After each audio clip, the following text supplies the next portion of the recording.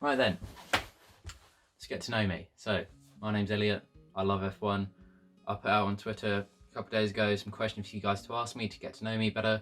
So, I'm going to answer those. I'm also going to waffle a bit about myself because I love myself so much. So, alongside F1, my favourite passion in life is to do with this guy. It's music. And, you know, as often as I can, I will be listening to music. Obviously, driving, when I'm editing, when I'm watching a YouTube video, I'll have music on in the background. Honestly, doing anything, going out shopping, walking the dog, going to the gym, going for a run, all of the above. So, without further ado, well, one of my favourite music artists is this guy.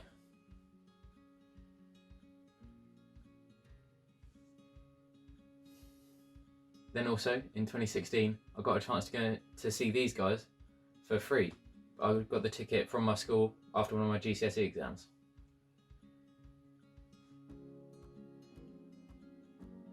But more than anything, this guy, I absolutely fucking love this guy.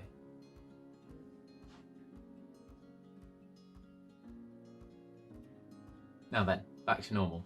So, we'll jump into some of the old Twitter questions. Because that was like just a basic view of my passion, other than F1. So, go the first one from Dawny, and that's a sports person I look up to and admire. So, first person that comes to my head when I say this is Matt Dawson, the former England rugby player. Got to meet him when I was younger and I lived out in Cyprus. He came out and did a rugby training session with us when I used to play tag rugby as like a 7-year-old. Like, that really made me want to be a rugby player when I was older, but had a few injuries when I moved back to Scotland and it really put me off of it. Where I dislocated my shoulder, and also, I'll come up close to the camera for this. So someone ran over my face and I'm like missing half my eyebrows. Got royally mugged off there. So that put me off playing rugby. But also, I'd have to say Lewis is up there as a sportsman I admire, because really he pushes the boundary socially and within the sport, and that's an amazing thing. And then Anthony Joshua, to see what he's come through as a child, where he went to prison for drugs, and also got denied off the Team GB boxing team because of drugs. So, you know, and then to come back from that. And then also the Gypsy King, Tyson Fury, because he was at the top of his game, and then after he beat Vladimir Klitschko, world champion, and just slid into a hole of depression and abusing substances, and got up to 20-something stone, and then came back and is now once again a heavyweight champion of the world after beating Deontay Wilder. So those guys are all massive, like, people to look up to for various reasons. Now, BMPH F1, if I could give a nickname to every F1 driver on the grid, what would it be and why? Don't have to do them all, but do as many as I can. Lewis, it's just got to be the Hammer. Valtteri, probably James. Charles, Bad Fashion. Seb, Spinala. Max, Prick. Alex, can't think of one for Alex, he's too wholesome, I'm not going to bully him like that. Lando, the Milkman. Carlos, either Darren or the Chili. Let's think. Danny Rick, or Aquafresh, Colgate, something like that. Sensodyne. Esteban Ocon is Lance Stroll, the Quiff.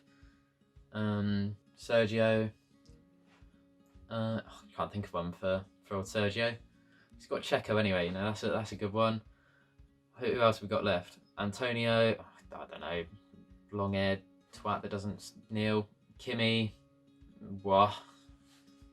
George, I'll probably just shout his name, that'll be it. George! Latifi, the biggest Canadian going, really, like, can't think of one for that.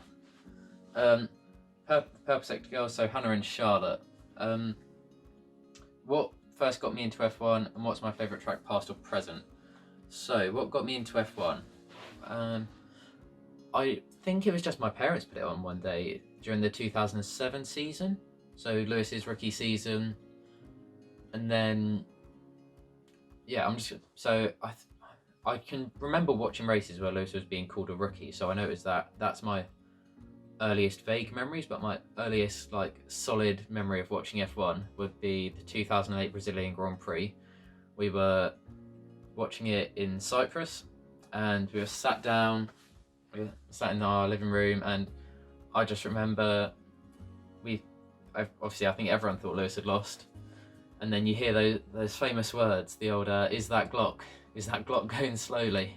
And then cut to the McLaren garage. You got Nicole jumping up and down off her feet. So it's 2007, 2008 is when I first started watching F1. It's because my parents just put it on, and my favourite track either going to be Silverstone or Brazil. So yeah, got two from Beth here. Beth F1, who's been on the channel before. So first one, what are my thoughts and feelings every time I read the F1 content community chat? So it's just a sheer disappointment at myself really for the amount of alcoholic comments I make and how much of a drunken fool I must seem. And then the second one is pets, and I have a feeling I know why this might be, so I'll be a second. Come here.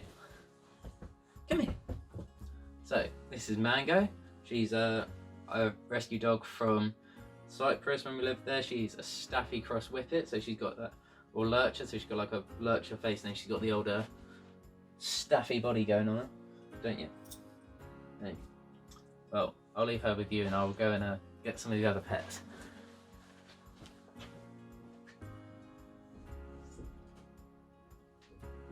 Need shoes. Nope. He's back. So, got these two guys. This here is Stumpy. They're both tortoises, which we also rescued from Cyprus. So this is Stumpy because he's got a dicky leg there. And then we've also got Nipper, who's a lot bigger, and he's actually a dickhead. He tries to bite people. So, you know, inventive names, really. And I'll go and get the last pet. I'll be right back. Finally, we've got Bossman Bob, who's a Royal Python. He's like 5.5 feet long, so 6 inches shorter than I am, but he's cute. He's sound. I've had him since I was like 11, 12. And the story behind getting Bob is that I wanted to get a pet hamster, and then my mum was like, no, that's not a very cool pet. Why don't you get a snake? So I got a snake. We'll just let Bob chill for the rest of the video, really, providing he doesn't try and kill me like he normally does. I know I said he's very calm, but yeah, he does try and like strangle things, which is what pythons do. TF1 show, the F1 show, favourite team principal, past or present? So I'll do both. Past it'd probably be Past it would probably be Ron Dennis, because I was a McLaren fan as a kid. I know he's sort of like fairly recent, but I'd class him as a past because he's not in the sport anymore. And then present, it's between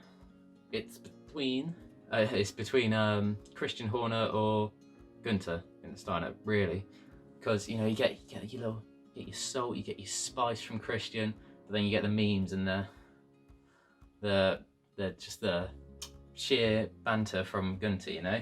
He does not fox smash my door. I couldn't really pick between those two because I'm a Red Bull fan now, so you know, Christian's great. Adds a bit of spice into the paddock. And Avshek says, what would I change in F1 to make it more competitive and safer?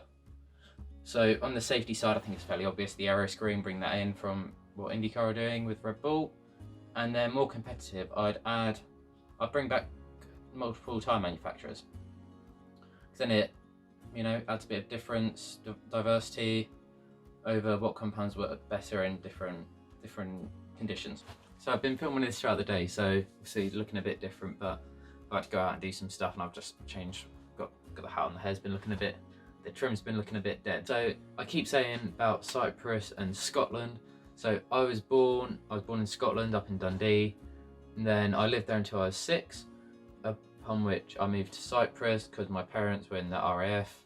We lived on an Akrotiri military base for 4.5 years. Then I moved back to Scotland for 6 months. Then I moved down to the dreary Isle of Wight, where there's really nothing to do here. Like, honestly, so I've lived here since I was 11 and I can't wait to get off the island. It's very restrictive. It's very restrictive. So the stretch of water between the island, this is going to sound funny, what everyone calls the UK, but people on the Isle of Wight call the mainland, is the most expensive stretch of water in the world. It costs a minimum of £20 to get across on for a 20-minute journey, or if you want to take your car across, it's roughly £100. So if I want to go to Southampton, because you don't have an IKEA or something on the Isle of Wight, I have to pay £100 to go take my car over, you have to stuff it full of stuff and then bring it back over. So it's actually extortionate. And we only have one club here, and it's terrible. We used to have what was regarded as the worst nightclub in the UK, which was called Yates. So there's another little fun thing. And we don't have, on the island, we don't have Uber, we don't have Uber Eats, we don't have Deliveroo. Honestly, when I go up to London to see friends or any like Bath, Bristol or anything, it's, oh my god, the freedom that you guys have. Honestly, it's, I can't explain it. It's horrific. So if I want to get a taxi from the club to my house, which is about a 20-minute drive, and like 10 miles, roughly 10 miles, let's say that cost me £50 after a night out. It's extortionate. I can't afford that. I can barely afford to drink. It's actually a lie. I'm a borderline alcoholic pretty much, the amount I drink. Insert picture here of how much I drank over the last 2.5 days.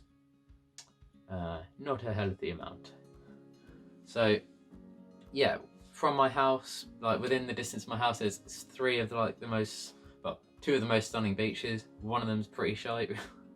But honestly, all around the Isle of Wight, stunning beaches. So during this, like from really May till like September, like if it's sunny and I'm not working, I'll more than likely be down a beach, because they're just so easy for me to get to. The furthest I have to drive really, if I want to go and see my friends, is like 25-30 minutes when I move up to Manchester for uni, which I'm doing in September, because I'm going up to Manchester to study accounting, finance and economics, and I hope to go into work for an F1 team or Formula 1 in marketing and do global marketing. So yeah, that's sort of my current life plan. But as I was saying, I have no doubt that when I move to Manchester, I'll very much miss the ability to go to the beaches that are 5 minutes away.